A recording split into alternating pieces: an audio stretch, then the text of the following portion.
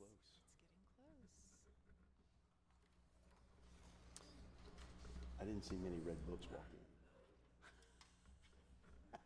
Our summaries will be Might be helpful, but very welcome, yeah. That's funny. I bet a few more folks gonna walk in here though. I just love this chair. Do you really? I told Aaron I have to act like an adult.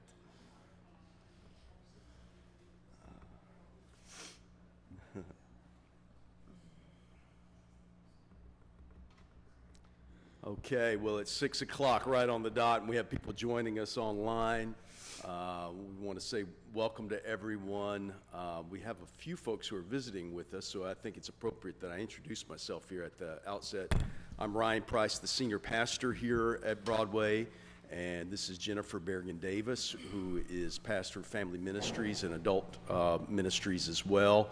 And we're so glad that y'all are with us tonight. I'm looking forward to having some conversation points on what is obviously a very relevant topic, Christian nationalism, specifically this book, How to End Christian Nationalism by Amanda Tyler. We want to welcome everyone and recognize there are folks joining us online, so hope you're here for that programming and not something else this evening. It's a big church and you can't get lost around here. This is Fleming Chapel for those who may not have ever been in here before, but this is a lovely, lovely space. The current sanctuary and this portion of the building were all dedicated in 1952, and the pastor, H. Guy Moore, the night before the sanctuary was dedicated, went into that little prayer room, which is in the narthex. You all passed as you came in. Go and check that out. It's a beautiful room, but Pastor Moore went into that prayer room the night before this sanctuary was dedicated, and I've read about him saying that, so that makes it a really special place, and it's all been renovated in a really meaningful way within the last 10 years, so I think it's just a beautiful and lovely space, and I hope you feel at home, both in person and also online, joining us in what is one of our sacred spaces here at Broadway. So excited to have this conversation with you all. Our plan is to have 3 weeks together studying this book, really talking about it. Some of us are going to even read it, I think. I know how things go around Baptist churches sometimes when it comes to book studies, but Christian nationalism is such an important conversation piece. I think maybe even more relevant today than when this book was first published just a year ago. And so we come at a time that's somewhat somber, heavy, dangerous, and we are all, I think, looking for some sense of hope and to figure out what's our place, what is something that I can do. And I think one of the desires that I think we share is that this could be an opportunity for us to come and really to find solidarity with one another. Broadway, our mission statement says that we are working for a church and world where all are welcome and belong in the beloved community of God.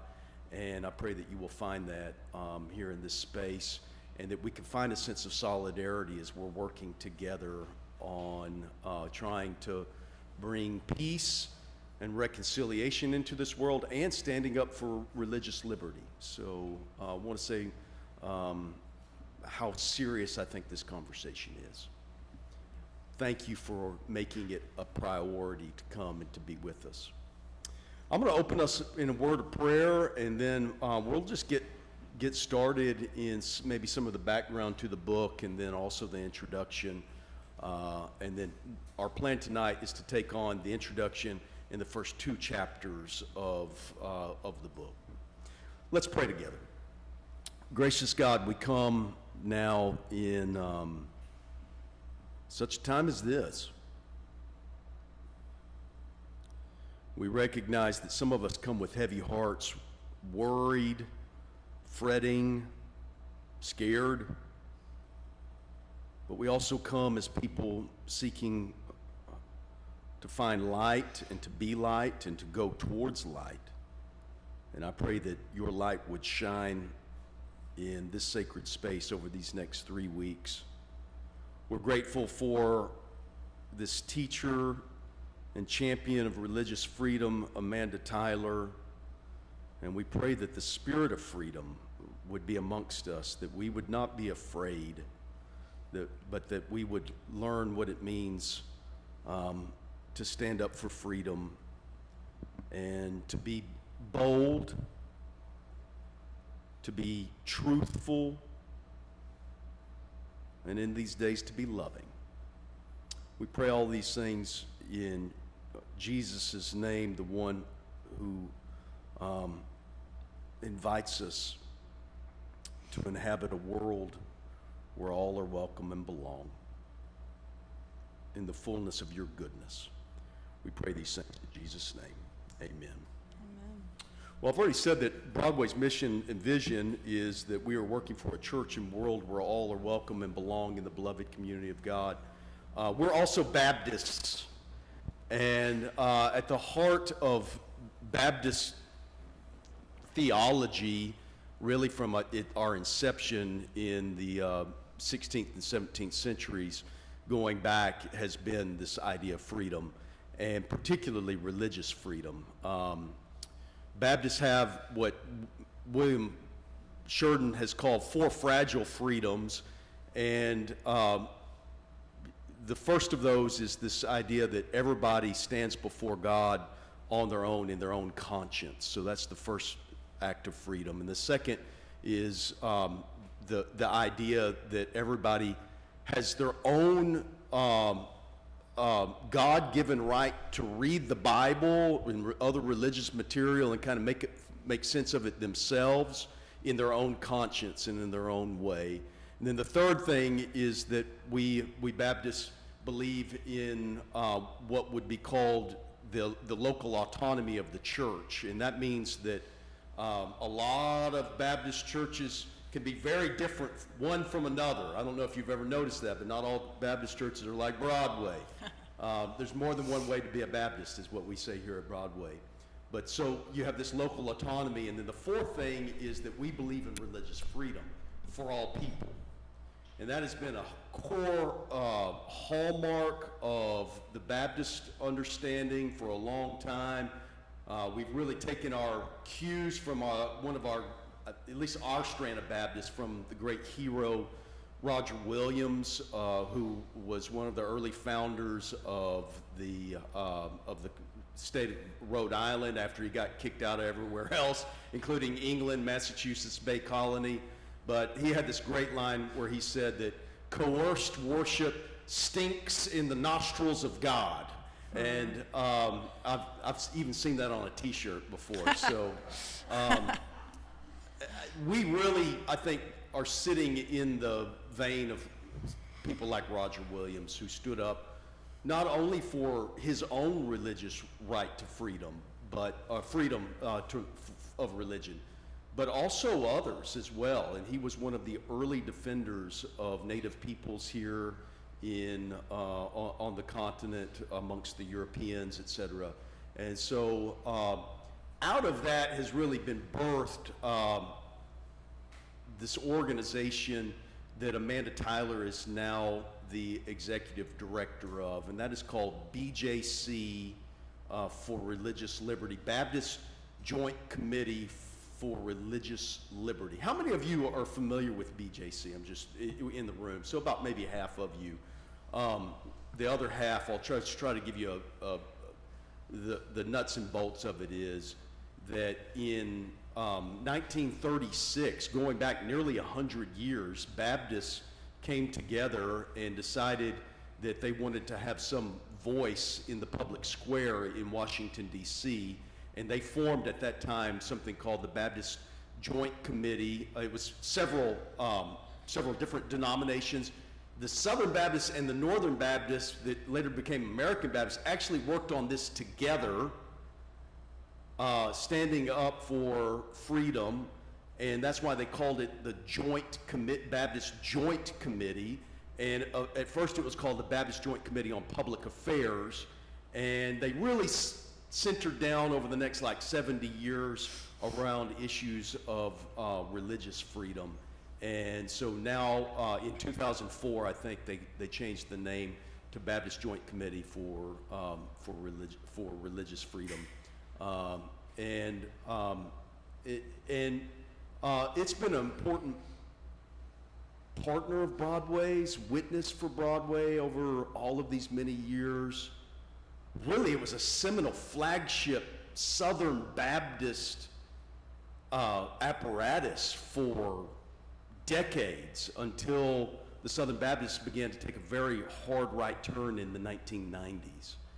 But there was a time where most Baptists stood up for religious liberty for all in the mid 20th century. I mean, we were on that trajectory, and the tide has kind of changed.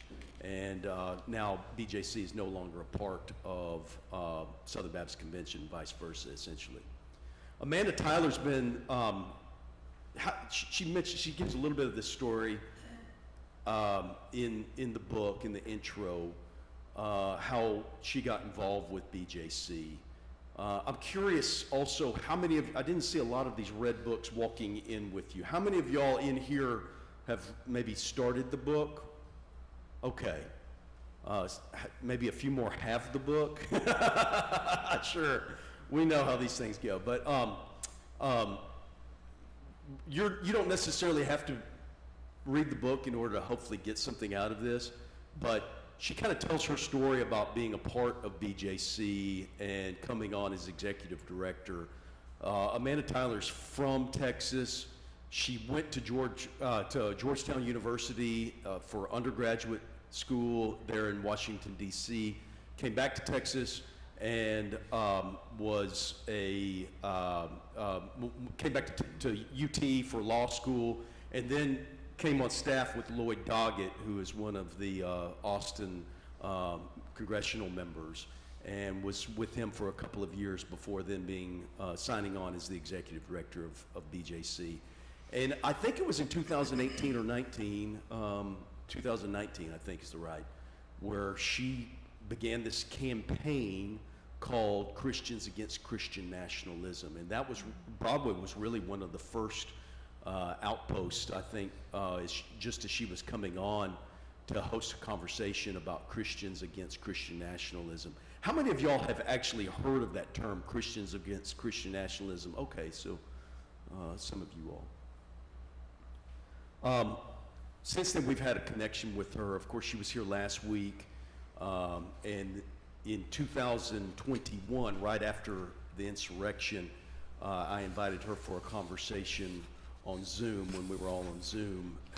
We had seen all of those Christian flags marching into our nation's capital, and I hearkened back, that was 2021, I hearkened back to that conversation we had in 2019 and just really realized we needed to have more serious, robust engagement around Christians against Christian nationalism. And so that's where we are with the beginning really of this book and the introduction. She begins, I think, in an interesting way when she talks about her own radicalization.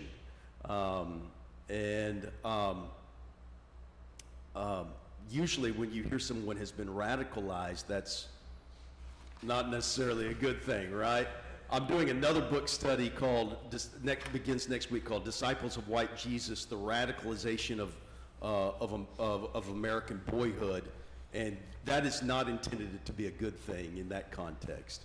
But in this one, it actually is, and she confesses that she had not really thought of herself as having been, quote unquote, radicalized, but then she began to give some thought to it, and it's really about what does it mean to have a sense of passion and connection to this issue and think it's important enough to engage in a meaningful, important way.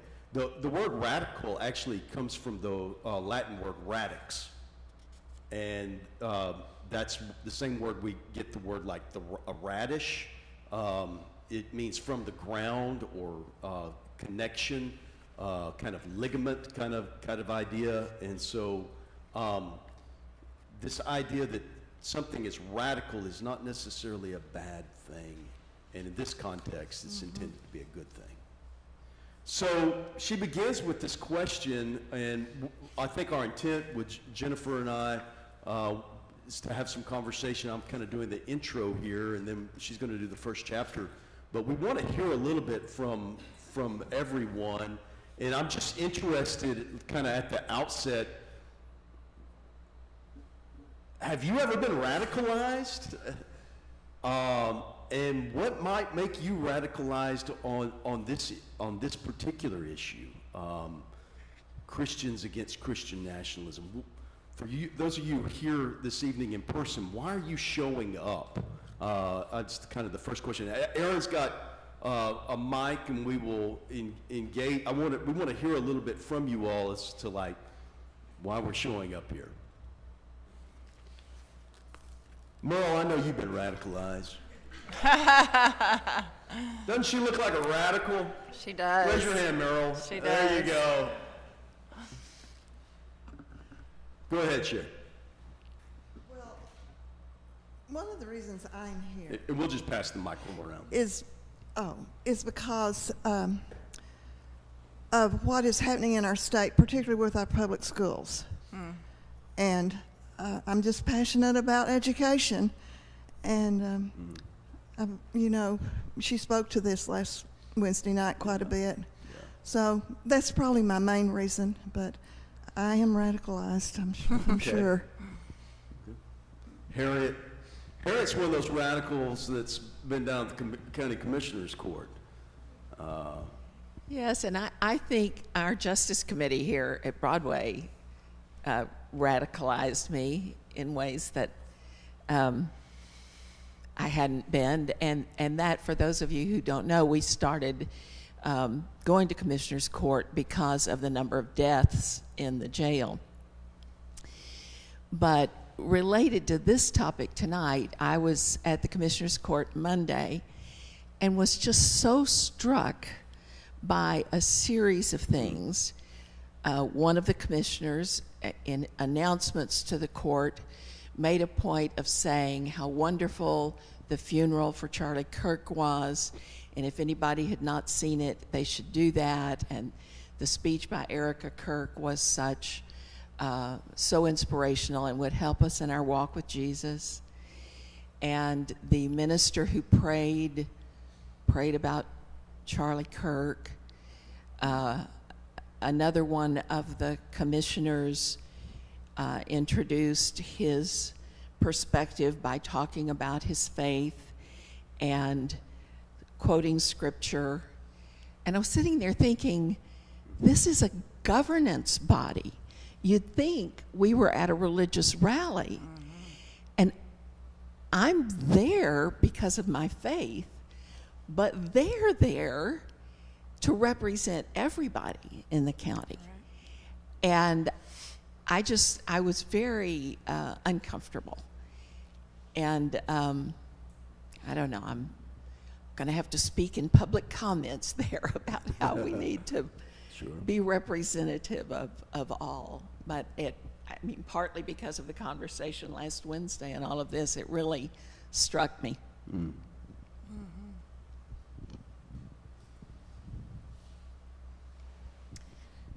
I'm here because I'm in a family that's divided.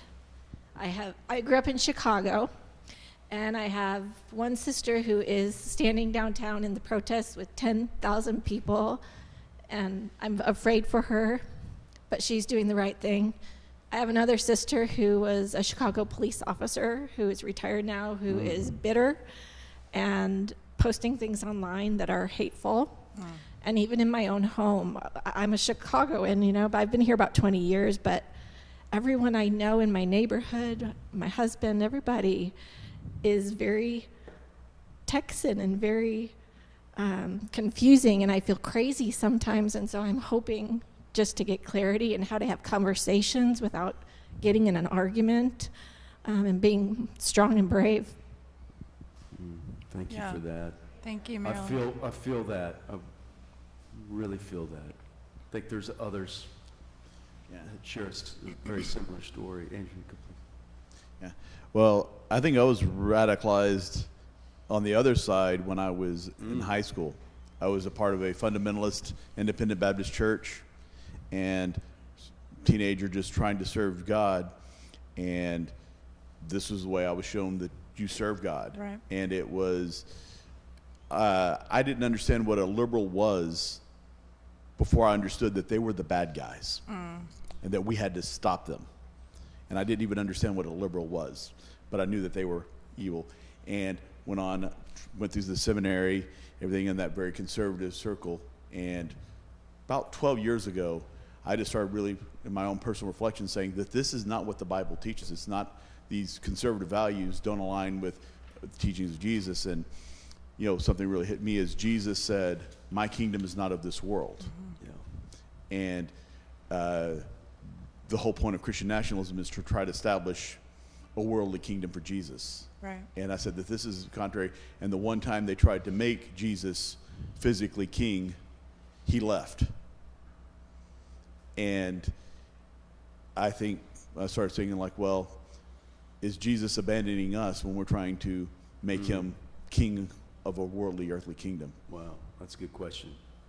By the way, that comes from the book of John. Jesus feeds the 5,000, then they come back and because they want to make him king, and he's like, no way.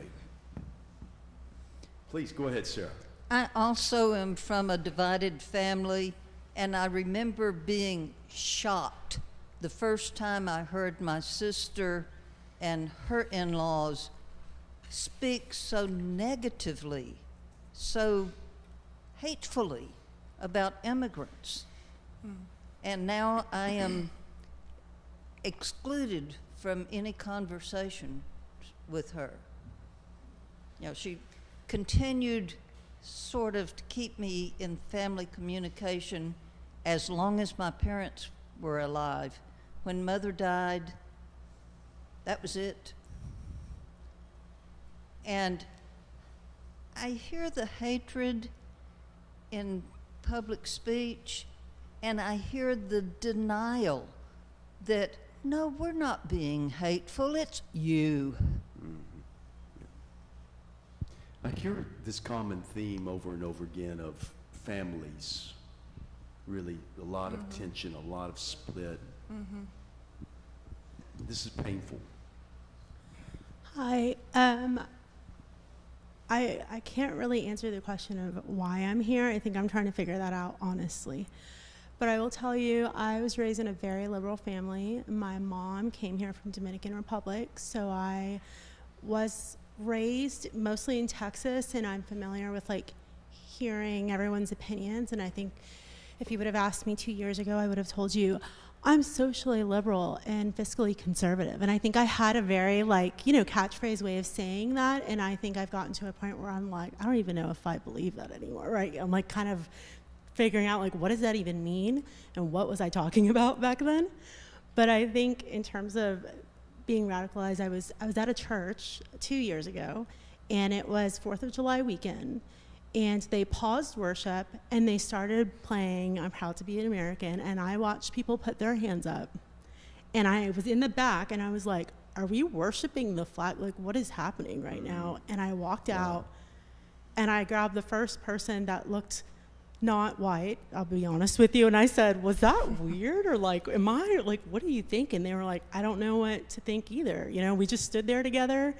And after that, I started to really question everything much more in terms of how this has infiltrated religion, and ask a lot more questions about the things that were being preached, and whether, you know, whether I should be spoon-fed a little bit less and think a little bit more for myself. So I'm here just to be around, I think, other people who are curious too.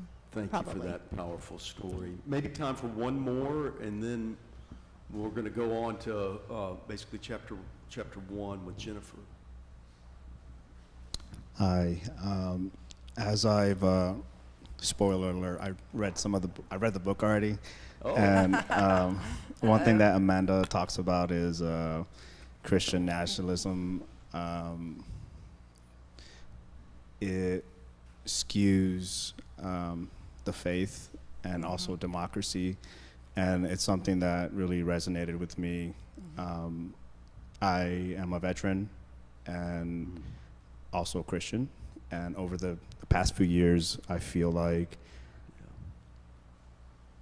being like a veteran was like stripped from me as I saw like the direction that the country's going, and also my faith is being hijacked, and also the feeling of being patriotic or American. So yeah, it's made me have to decide, I guess, to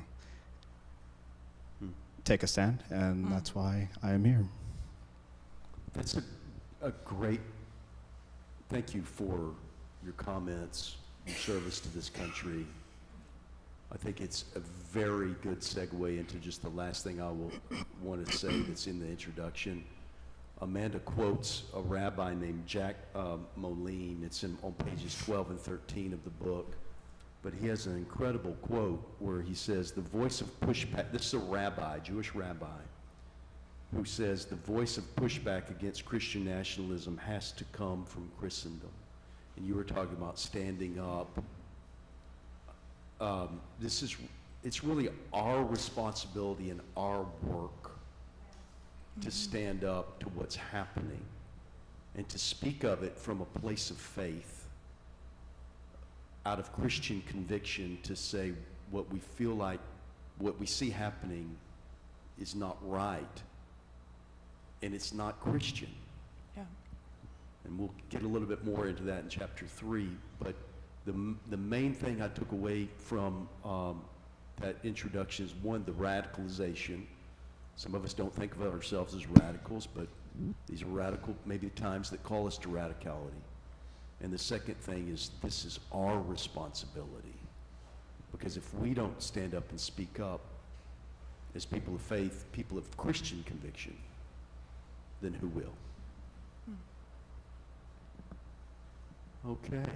Jennifer's going to lead us in the first chapter. You didn't have to read all of the chapters tonight. Chapters 1 and 2 we're doing this evening, as I said.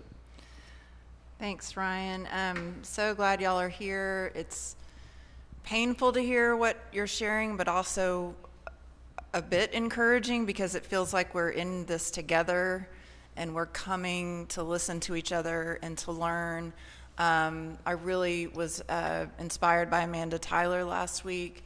And I think, one of the reasons I come here is to try to learn from each other and think about how we can do something, how we can move and act. And Shirley and I were laughing coming in, and how the first chapter is really how knowledge is power. And Shirley and I were laughing, is it though? Do we really want to know all this? But that's the point she makes, and some of what she says in this first chapter she talked about last week. I thought I'd give just sort of a general overview. Those of you who've read it will know a lot of this, and those of you who haven't will be glad I give this summary.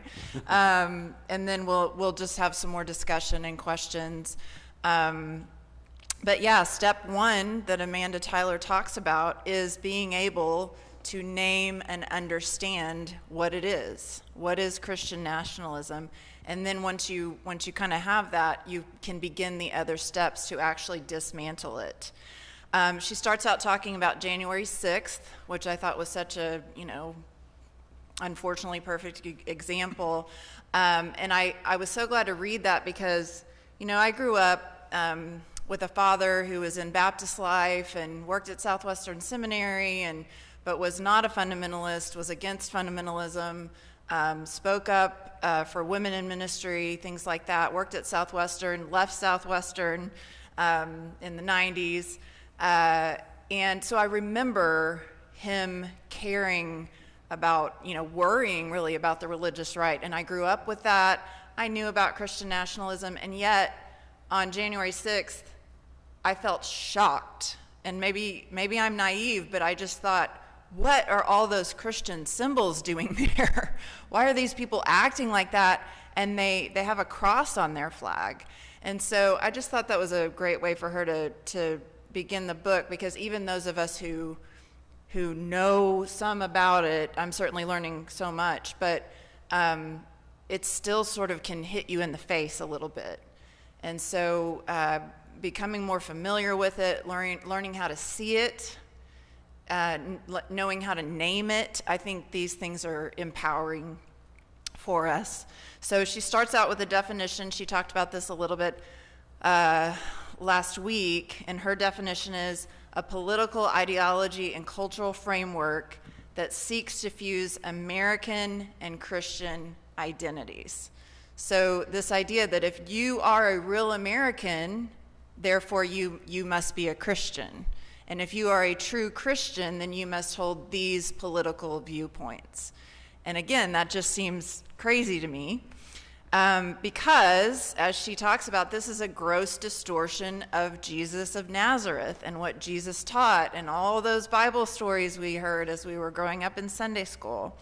And to your point, Jose, she says two things. It's both a threat to religious liberty, so it's a threat to our nation and our democracy, but it's also a threat to our Christian faith, because it taints our faith. It takes away from our faith. And I just appreciate how clear she made that. She talks about history and really makes the point that this is actually not new. This really, she talks about how this began in the 4th century with Constantine. And I often think, what if that hadn't happened? What would our history have looked like? But how Constantine made the Christian faith the national faith, and this small religion of people being persecuted now became the persecutors.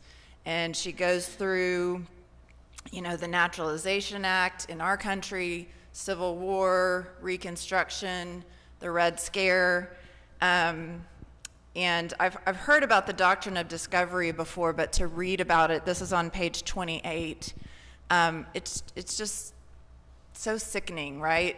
This whole idea that the people who came to the United States were given this divine decree to, I'm going to look exactly what it says because I like her words. A series of papal bulls that justified the seizure of land inhabited by people who were not Christians, all in the name of God. So to think about the indigenous people and everyone who's been tormented over the years, and doing that in the name of the divine, and how distorted that is. This first chapter has a lot in it. If you haven't read it, I really encourage you to, because it's just very interesting, very informative. She talks about how to measure Christian nationalism. How do we understand the numbers? She talks about the research and the studies. I thought this was interesting. It's kind of a spectrum, and as we do in America, there's a big part of that spectrum that fall in the middle. But on the far end would be ambassadors. On the other end would be rejectors, which would probably be us. And then in the middle are the accommodators and the resistors. And what I found interesting is all of those percentages are kind of similar. So it's kind of this 25%, something like that, along the way. I also thought it was interesting that they ask, a series of questions to kind of find out where someone fits on this spectrum, but it can be ambiguous depending on how you interpret the question. And one of the examples, let's see, this was on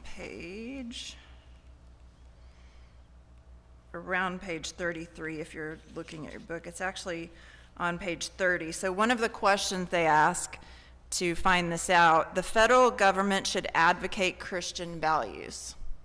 Well, that can be interpreted differently, right? You can, as maybe an accommodator, you think, well, I care about my Christian values. I think that that's how we should run this country. But you're not saying you have to do it the way the Bible says. Whereas ambassadors would say, we make the laws based on what the Bible says.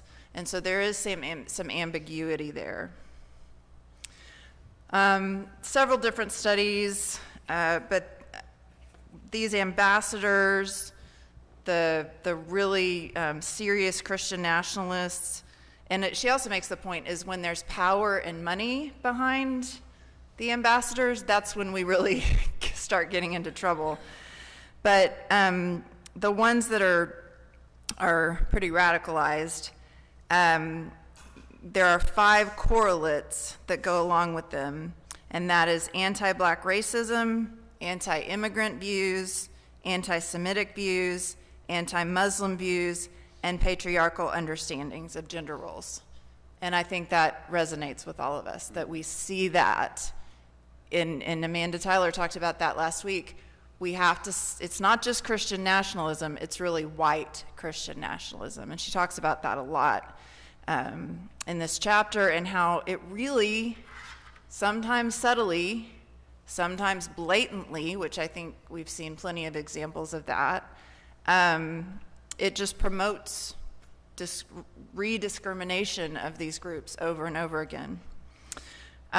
Interestingly, I found this interesting. In 2022, I think this was a Pew Research study, Americans were still largely unfamiliar with the concept of Christian nationalism. So this says, this study showed that Americans' views on Christian nationalism were wildly ambiguous depending on what they imagined when they heard the term. Americans' views of Christian nationalism envisioned varying levels of Christian influence on the nation, ranging from strict theocratic rule to merely embracing moral values of helping others. So again, it's that ambiguity, but that gives her hope, which I thought was encouraging for just a second. Gives her hope, because if people aren't radicalized, if they just are kind of going with the flow, then we can educate, we can learn together, we can change our minds and hearts. I love hearing stories like yours, Jason, because it reminds me that people can change, and sometimes we forget that. And then just thinking about maybe people in our country who are not familiar with Christian nationalism, that kind of helps me put in perspective the last couple of weeks, because with the tragedy of Charlie Kirk's death, I will say that I have been just sort of shocked at the feuding, the social media feuding, that just like the level of how everything just got ratcheted up so quickly. And then the memorial service, if you caught parts of this memorial service with all of our cabinet members there and everything, to think about all of that and his message and the Christian nationalism of our administration, to think about all of that in terms of these Christian nationalist terms, and even this fight about, he didn't say that, you took it out of context, this isn't what he stood for. Again, it's that subtle, we're gonna still correlate with these things over here, but we may not blatantly admit it. So anyway, that's just interesting to me to think about. There may be a lot of people caught up in that and may not even realize what it's called and what's happening. And then, of course, what she says underneath all this is the myth, which she has a whole section on the myth that America was founded, that the United States was founded as a Christian nation. And that really, that's one place where we have to start, is confronting that myth. And still, that's ambiguous too, because people might think, well, we were founded on Christian values, right? Or we want to be a good people, or things like that. But she talks about how this is actually really destructive, because it doesn't take into view, again, those marginalized groups. So that doesn't take into view the indigenous people that were already here, or the black people that were forced to be here, or the immigrants, or religious minorities. So again, she's saying you can't, that's one reason we can't say that this is a Christian nation. And then of course she points to the Constitution. And as Amanda did last week, And quotes Article 6, no religious test shall ever be required as a qualification to any office or public trust under the United States. So this was an intentional choice of the framers. And I think the more we can educate ourselves on that to really, no, this is not actually a debate. This is, this is it. So she talks about the myth. She goes into a little bit more about the white Christian nationalism part, and reminds us of some terrible gun violence examples that have happened in the name of Christian nationalism. And she talks about the Mother Emanuel AME and how the killer, just blatant, racist ideology that was all twisted up with his Christian nationalist ideas. And she quotes Bishop Michael Curry that this is an unholy conflation of Christianity, white supremacy, and Americanism. So it's just this like fusing of these three things. Let's see if there's anything else. Oh, I thought this was, well, she says the danger, the real danger is, again, when power and money and influence are coming behind this, then we start seeing these acts of intimidation and physical violence. And this disconnect between what Christian faith really is and what we're seeing happening. So something I found interesting was a conversation she was having, I believe her name was Dr. Butler, who asked, what if this is a problem not just with Christian nationalism, but within Christianity itself? And she makes the point, not with what Jesus taught, but what we've done with Christianity over history. And I think that's an important question. I think Amanda Tyler touched on that last week when she said we really have to start with doing our own work. And somebody it may have been Bishop Curry, said something about, really unfortunately, white in our country is the norm, and Christian is the norm.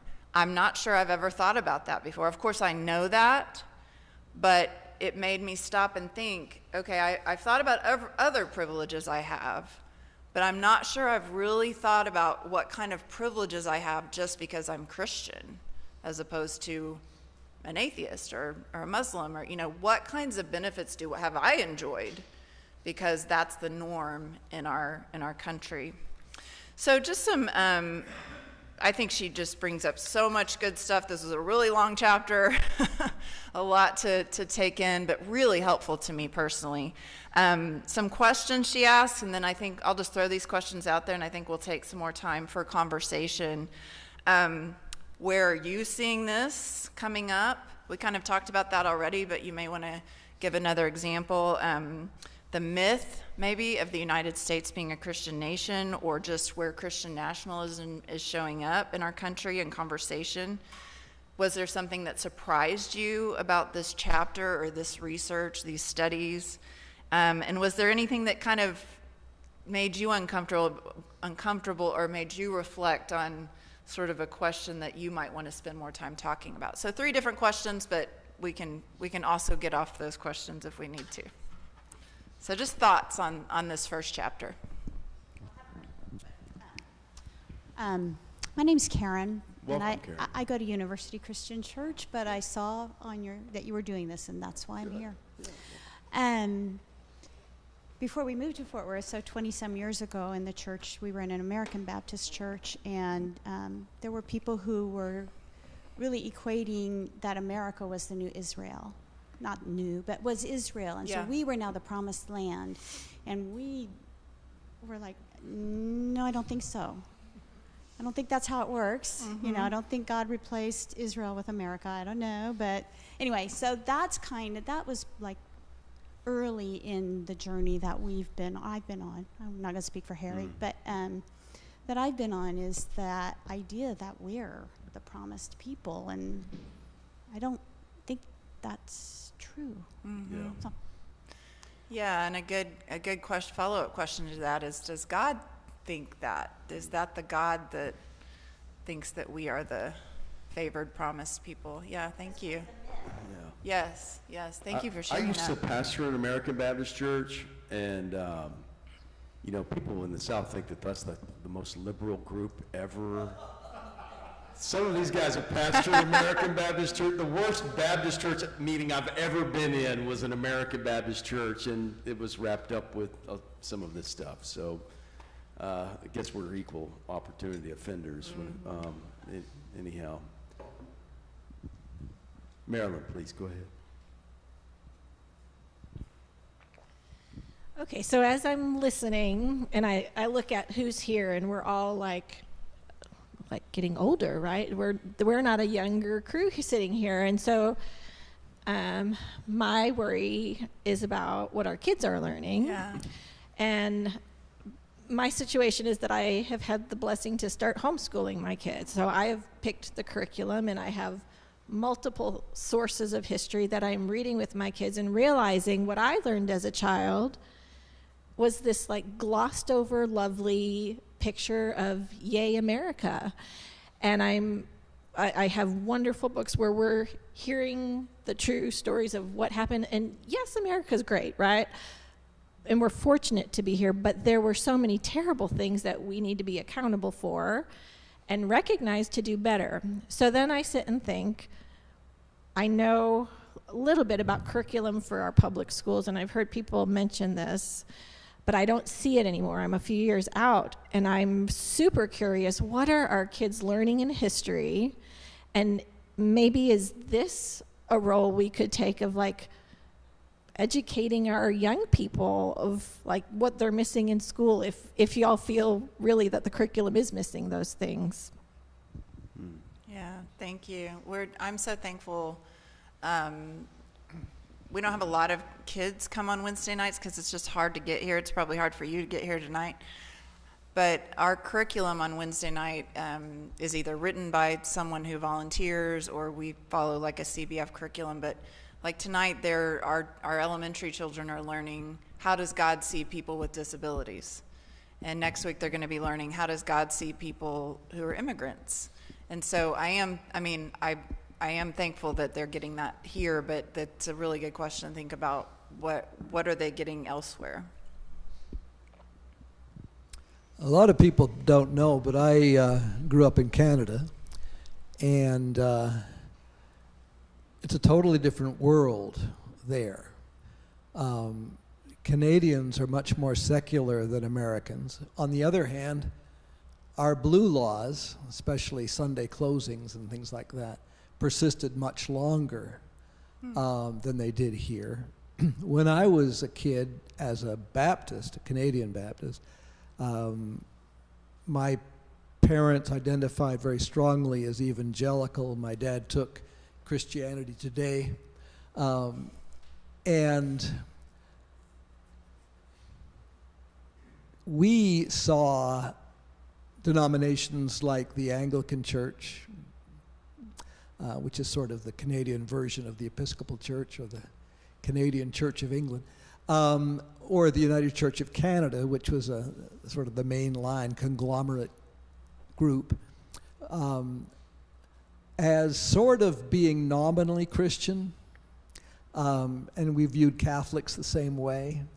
And we were proud to be Canadians, but in a very semi-apologetic Canadian way. You know, Canada's great and other countries have much to offer as well, you know, that kind of attitude.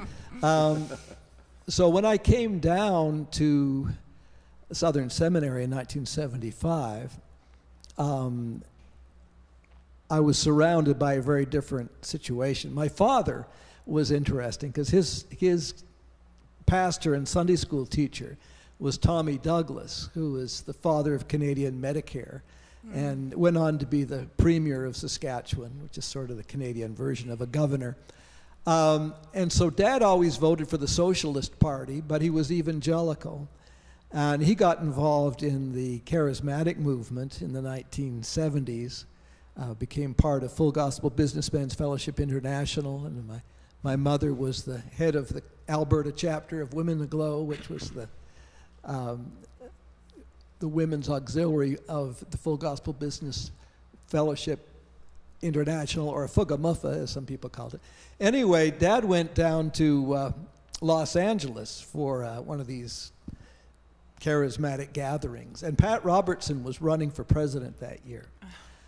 And he came back and he said it was a great meeting, but everybody had all these American flags and they were singing patriotic songs and rallying around Pat Robertson, and he's a terrible man. He just couldn't figure this out. So I think there's something very distinctly American about this.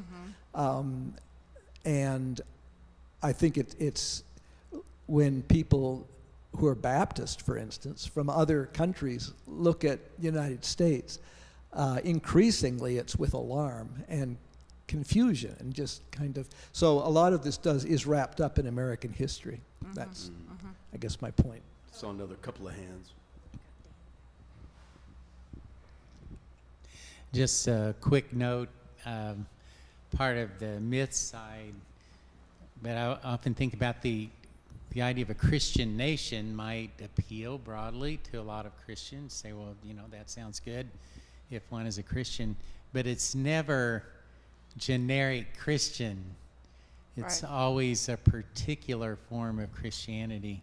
I might have to ask Alan about this in church history, but I don't think there's ever been an established church in a Christian church in a nation legally that was not a particular form of Christianity. So it's always one form, often a small form, you know, a small part of Christianity that wants to be legislated, authorized, and imposed.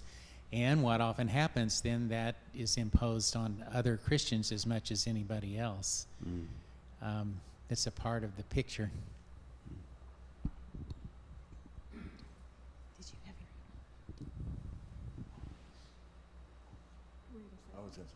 Okay. Well, along with the idea of the myth of a Christian nation, a lot of times when people attack that issue, they want to focus on what was the intention of the Founding Fathers, and they argue back and forth. But the very concept of a Christian nation is oxymoronic. Because think about what makes someone a Christian. It's we're a Christian in the fact of our personal faith and commitment to Christ. That can't happen at a national level. So even if our Founding Fathers wanted a Christian nation, that's impossible to have, because the very nature of the Christian faith is incompatible with it happening at a national level. And so in trying to make Christianity the official religion of the nation, we instinctively and inherently will be changing the very definition of what it means to be a Christian. I just wondered if there was something in the early part of the book. Yes, I have not read the book. About the element in Christian nationalism that, to me, it just grows out of pride, the sin of pride, that we've got to do things, we've got to set things up, or else they won't happen. Things for God, like the second coming of Christ. We have to do things that involve, you know, supporting Israel no matter what, and those things must happen, or else Jesus won't come again. Which, like I say, that just seems like the most enormous sin of pride that God can't make those things happen regardless of what we do down here. Is that at all mentioned in the early part of the book? She hasn't really talked about pride, I don't think, yet. More the issue of I think that goes setting along. things up for God, because God doesn't do it on his own. Yeah. We've got to kind of do it for him, especially Israel. Ryan may talk about that some in the second chapter, but I think that goes along with that idea of if you worship the state, and she does talk about this, then you're not worshiping the divine, which in a sense you're limiting the divine. So, but the pride is an interesting part of that, and she probably will talk about that. I sort of have something to share, but also it's sort of a question, right? I feel like at the start of this, in terms of like our current president, at the start of that point of this section of history, at some point it was all about the Catholics. He was Catholic, everyone was Catholic. It seemed like this movement was going through the Catholic Church. And then at some point it pivoted, right? And it seemed like every church that was non-denominational was in fact like Christian nationalists, right? Like, you know, undercover. Is it because the Pope spoke out? Do you have any perspective, anyone, on why that, you know, change happened, or did anyone else notice that? Like, Yeah, so, you might. So my question, is this better? Sorry. My question is, I feel like at the beginning of Donald Trump's first term, it seemed like his movement was really being pushed through the Catholic churches. And then at some point, it seemed like we pivoted towards it going more through the non-denominational churches. I might engage that. Okay. I don't know what the evidence is on that, but I think at the outset, there was a very strong push amongst conservative Catholics to get a Supreme Court justice selected who would be a part of undoing Roe v. Wade. And so I think starting out, you saw a heavy preponderance of Catholic folks. The evidence suggests, though, that in the 2016 election, 82% of evangelicals ended up voting for Trump. A lot for those same reasons, or at least that was what was stated at the time. And I think you did see a shift towards evangelicalism. And we had people like, who's the pastor down? He was down in San Antonio, wrote all the books. No, more moderate than that. Max Lucado, you know, he comes out and he said he wanted decency for president in 2016. And it was like, that was the summer of 2016, and he got slammed.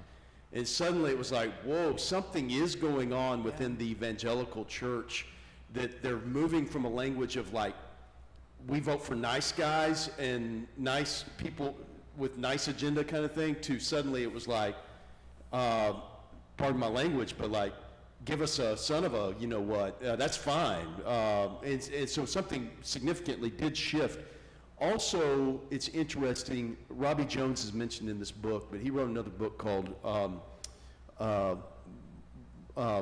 White Too Long, and he talks about the very marginal difference between Catholics and evangelicals, church-going Catholics and evangelicals, when it comes to their voting habits relative to this era, beginning 2016.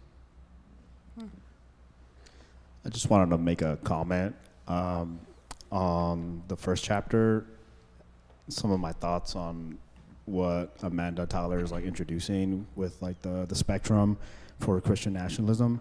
I think it's almost like an invitation to pick up a mirror and see where you fall in that spectrum. And to me personally, there was some level of like discomfort to have to pick up that mirror and having to have like the courage to like be honest. And we were talking about the some of the rhetoric of like being a Christian nation, and I think back to when I was a baby Christian and I was like embedded in evangelical churches, and I found myself repeating some of that just from coming into a system that was there before I was there. So even I had to look at myself and be honest to see like what parts did I play, and take accountability for that and be better for it. I would like to say, as his fiance Jose was a confused Mexican Christian nationalist for a second there. I was like, what is happening to you? And I was like, if you go back to that church, we're not doing this. And so I dragged him out with me alive. I'm going to go chapter 3. Maybe one more comment, and then we're going to hasten on to the third chapter real quick. Yeah. The second chapter. Second chapter. Regarding the Catholic involvement as opposed to the non-denominational evangelical, the thing about Catholics are just as divided as any other denomination. And all the mainline denominations voted more for Trump, except for the Episcopalians and the Congregationalists, or the UCC. But most, like American Baptists, voted more for Trump than for Harris in the last election. The thing that makes it difficult in mainline denominations like the American Baptists, the Lutherans, the Presbyterians, etc., is that their leadership are dead set against this. And that would be true within the Cooperative Baptist Fellowship as well. And that's also within the Catholic umbrella. There's, of course, the Pope, who is not a fan, and the previous Pope wasn't either. And there's the bishops have a large say, and they tend to be very centrist. And so it can't really take hold in the Catholic Church except on the fringes the way it does. But in the non-denominational world, there's absolutely no control over what happens. And it's all just marketing, whatever idea sells. And this idea is selling big time. And so that's why I think that the trend is in that direction. That's a very astute point. Catholic Church has the hierarchy going down, whereas evangelicals and Southern Baptist churches, I mean, there was a time where I think the Southern Baptist bureaucracy would have been very opposed to these kinds of forces back in the 1950s, 1960s. But then the movement went from the grassroots up within our denomination because of local control, essentially. So that's a really important point. I wanted to engage just one quick thing, then we're going to turn to chapter 2 very, very rapidly. But Dylan Roof was mentioned in chapter 1. He was the young person who murdered the 9 in Mother Emanuel Church in Charleston.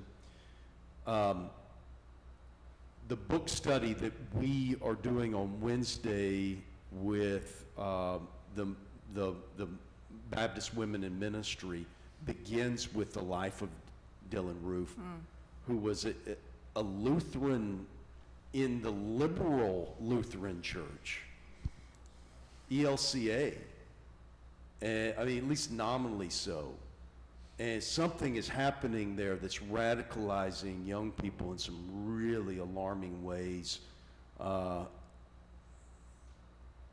none of our children are immune to the forces that are out there and the voices that they're picking up. And so that's part of the reason why we wanted to engage that book. It's called Disciples of White Jesus, The Making of American, the Radicalization of American Boyhood. So I just wanted to touch base on that. The second chapter, just real quick,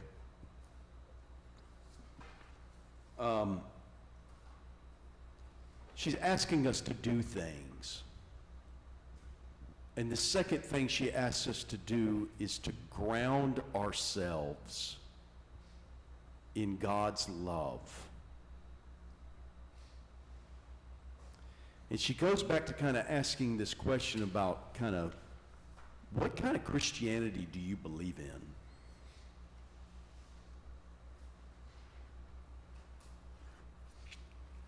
And she asks us to read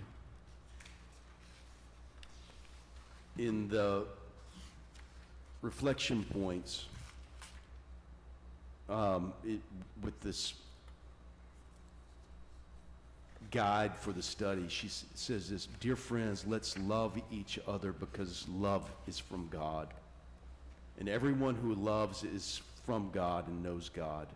And the person who doesn't love does not know God, because God is love." That's 1 John 4. And she asks the question, how does Christian nationalism distort the teachings of Jesus?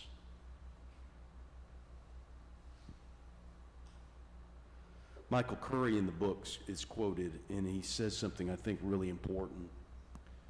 Have you ever noticed that you can get a lot of different kinds of things out of the Bible?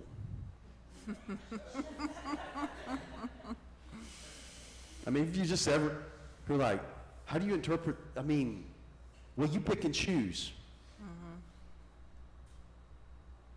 You have heard it said, and I say unto you. You have heard it said, Jesus said, but I say unto you. Michael Curry says this, if you look at the history of Christianity, this is page 63, for those of you who have the book, when it has gone astray, whether it is in support of slavery or silence in the midst of evil against any people, there is a consistent pattern that Jesus of Nazareth, his actual teachings, his example, his spirit, the Sermon on the Mount, Matthew 25, the parable of the sheep and the goats, the Good Samaritan, that Jesus of Nazareth gets moved aside and suppressed for a broad, ambiguous Christ figure who can be adapted to any cultural context or adapted to anybody's whims.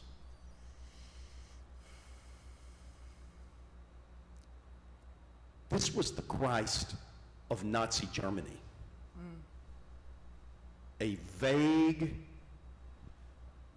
very cultural Christ, one not rooted at all in the actual teachings and sayings of Jesus, but something that could be twisted and distorted, and is one that's based not on, she said this last week, not on love, but on power.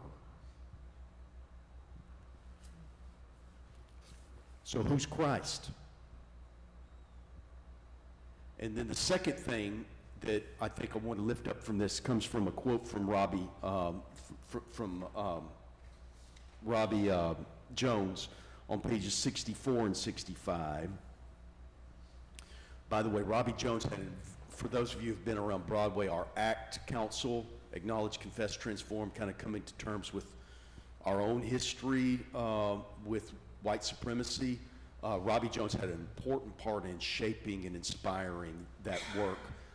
He's done a lot of research into what we would call white supremacy within the church. He says this, we, speaking as white Christian, have inherited a Christianity, I think this gets at your question, Emily, have inherited a Christianity that was built by design to be compatible with slavery, segregation, and white supremacy.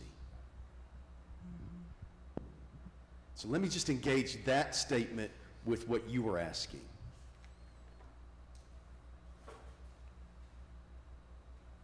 I think the forces that be, the powers that be,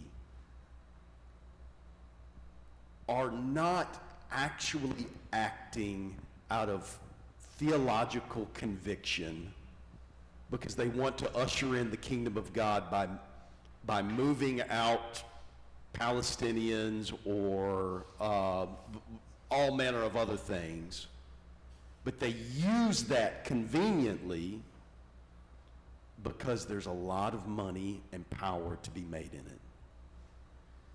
I don't know that many slaveholders really cared that upholding the Bible was the thing they really wanted to do. Most of them were, I mean, if you read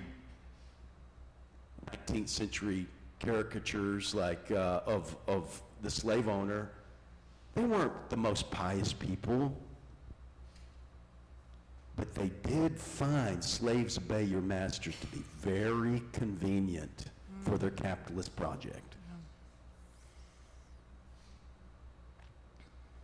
And so basically what I'm suggesting, and I think Robbie Jones says this, is that we take these scriptures and we use them in convenient kinds of ways to set up systems of oppression and domination, but they're there to serve people in positions of power. Own slaves, control communities, get contracts, all of that kind of stuff. And there's a lot of people out there that say, well, they just go along with it because they They're told that's how you usher. We've got to do this to usher in the kingdom. You know, we should really build more nuclear armaments in order to usher in the kingdom of God. What Jesus are they quoting?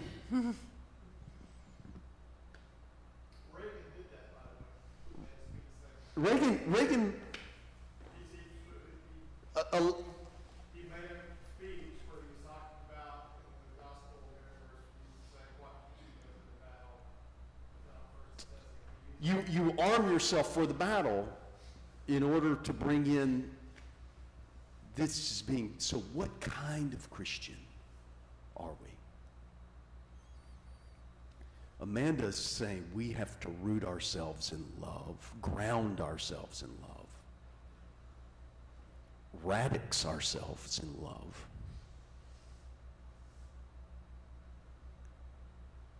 And that means even love of enemies and these people that are saying these kinds of things. Now, let me just close and then we'll have a final maybe 10 minutes, 5 minutes conversation. Last week there was a Charlie Kirk rally downtown at the courthouse steps. I think what happened to Charlie Kirk was a tragedy. It was awful for his family, his loved ones, and this country, frankly. I also think it was very gross, some of the things that were said and done downtown in taking a trans flag and ripping it up and then kicking it down the courthouse steps. Yeah. At a rally in which our county judge and sheriff both spoke, along with the political chair. And our sheriff said, as I understand it, this is what I've read, our sheriff said, get the quote right, "Don't let anyone lie to you, we are a Christian nation."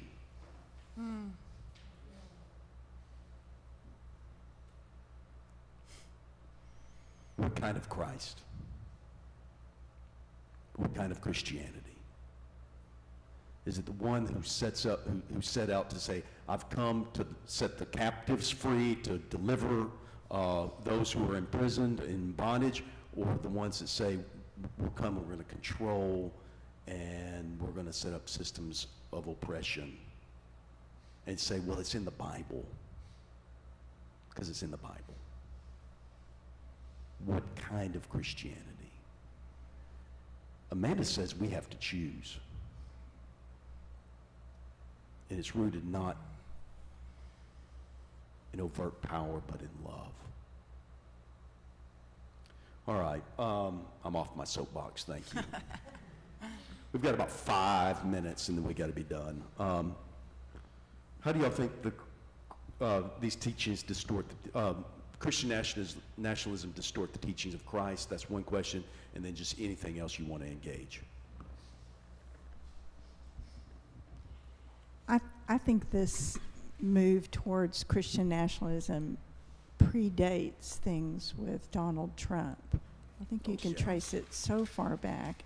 I also think, I guess as a psychologist, I think on an individual basis, not always just like kind of the big group. You're right about power and money.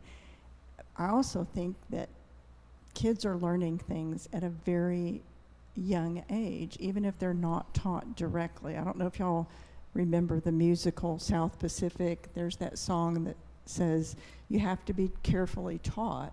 It's talking about being racist and looking down on other groups of people and thinking that you are better. Kids are taught that. And so it's not only power and money, it's also what children are learning at a very early age about this is right. I don't know that much about Charlie Kirk. I think he probably, it wasn't all a power and money thing with him.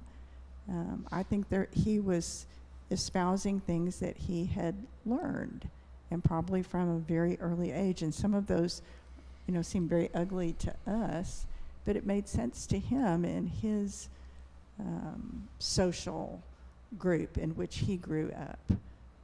It took a lot of time and effort for those of us who are white to come to realize, those of us who have, that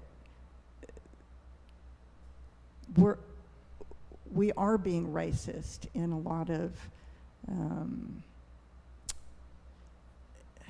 subtle ways. To come to that realization, it takes time and effort, because Sure.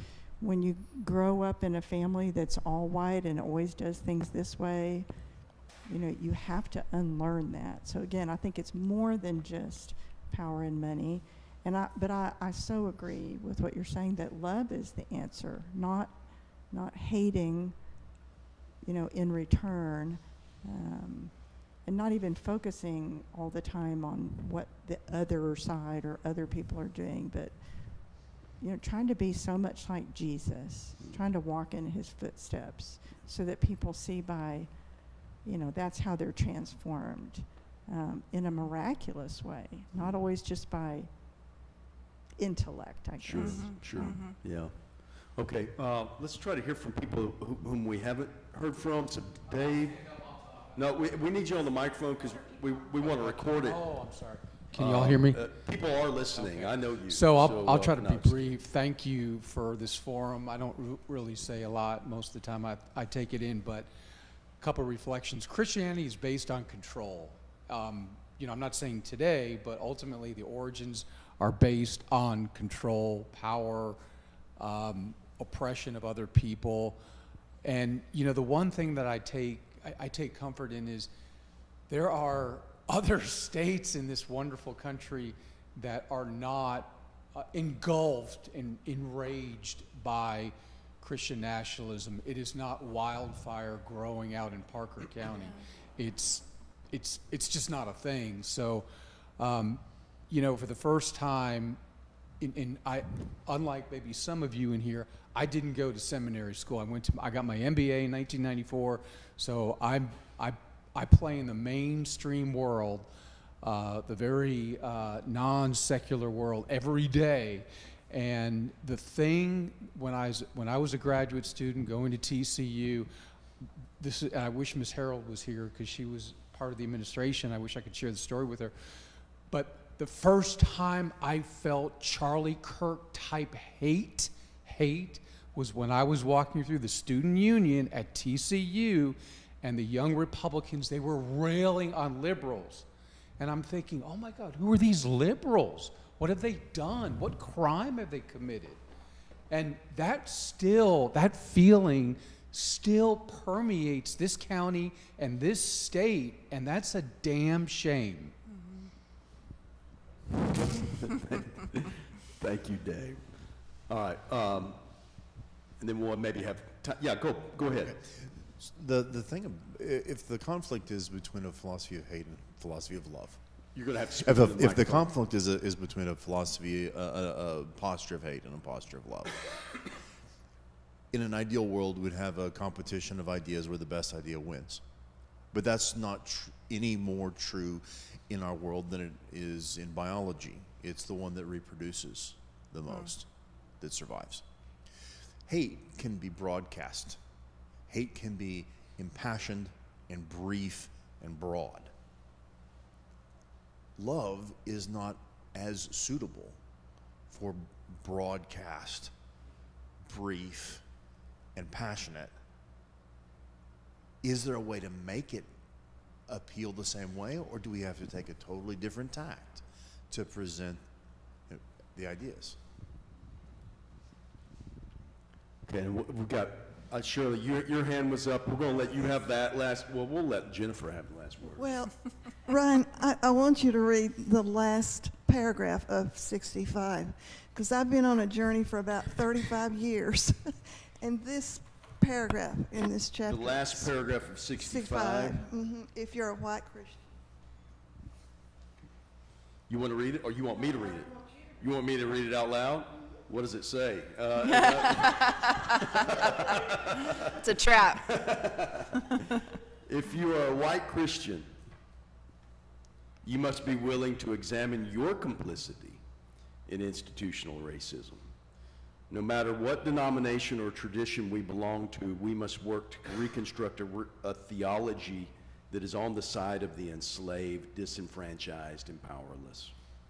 One that is closer to what Jesus actually taught than to the distorted, funhouse mirror version of Christian theology espoused by Christian nationalism. It's probably a good place to end, but the idea is, whose side are we on? As the old protest song used to say.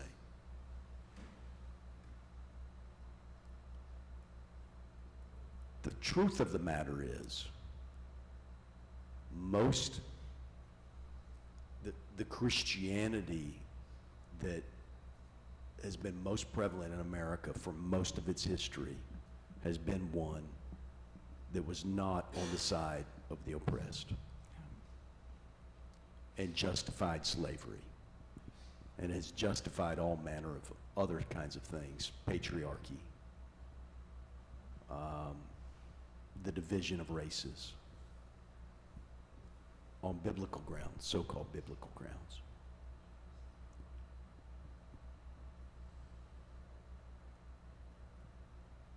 Ground yourself in love. Last word. Well, I was just thinking about what you were saying, Emily, and the people in the middle who maybe really want to try to do the right thing. And I was thinking about how I was raised in an evangelical church, and the emphasis was not on really who Jesus was in his life and teachings, although I did learn those things and I learned those stories and they made an impact on me. But the emphasis was, have you made a decision and are you going to heaven? And so I think that, and really until I became an adult, the emphasis switched to who is Jesus, who is the Christ.